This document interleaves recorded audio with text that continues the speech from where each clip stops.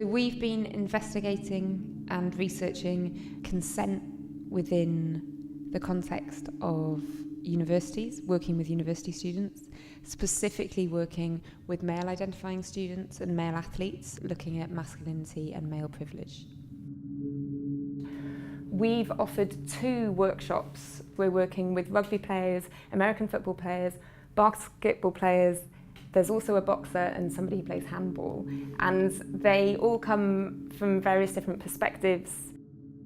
Thinking about their well-being and the way in which they function as a unit too, in a multiplicity of ways with respect to sort of leadership and sort of maximising of potential, and that includes sort of emotional maturity and stability and the sorts of conversations that we're exploring in the workshop, and the ways in which that's provides a sort of a good environment for a team to be able to sort of build on their success. So what I learned in the workshop was sort of sexism women faced, and also it was quite interesting to learn about male suicide and how that's linked to the fact that men don't really open up or talk about their issues as much, particularly how men are portrayed in the media, and especially on social media. I thought that was very interesting, and how that can translate into men feeling inadequate as a result of this sort of extreme ways and hyper-masculinity that's shown in those domains. Identity is a very interesting topic because anyone can connect to that, but at the same time it's related to very broad power relations and notions of inequality across society, so it's really a way to connect the intimate with the political. The understanding of like privilege and how people just have an innate advantage without even understanding it, and it's really fascinating. We talked about the pronouns really early on, again something I've never thought about, and it made me think straight away, have I ever offended someone by using the wrong pronoun? And I've always assumed that everyone would assume that his, him would be what, his, him, he would be what I'm referred to as. Complex thing that if that's not how somebody perceives themselves, do you then also perceive them like that? It actually can be quite taboo to talk about the pressures that the patriarchy put on young men or on men. So to begin with in the workshops, it's not an easy conversation. We hadn't spoken about mental health. We hadn't really discussed, harassment or anything along those lines. I suppose we had in the grand scheme of things. So it was just given the opportunity to do that with a group of guys who you play with on a Wednesday and you spend a lot of time around was really nice actually.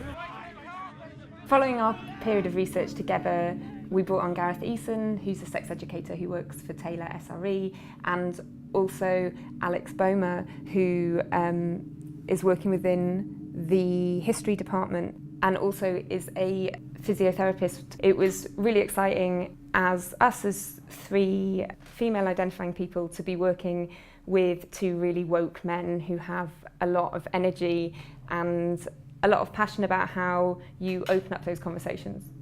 From my perspective as such, I have worked kind of at the highest level of professional sport and at the very, very lowest level, and the issues remain the same throughout. And this kind of provided a really great opportunity such to engage and open a conversation with amateur young athletes so that actually we can kind of gather their thoughts now and almost kind of develop their kind of beliefs as such going on into the future.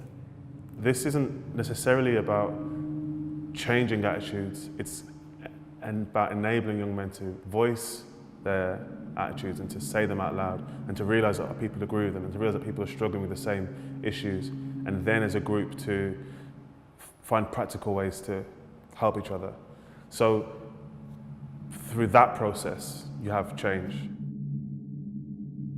And the idea with masculinity was, let's have men actually engage with these issues, and let's have them engage but in ways that are not judgmental and that are not binary. Let's try to hear what they have to say about masculinity.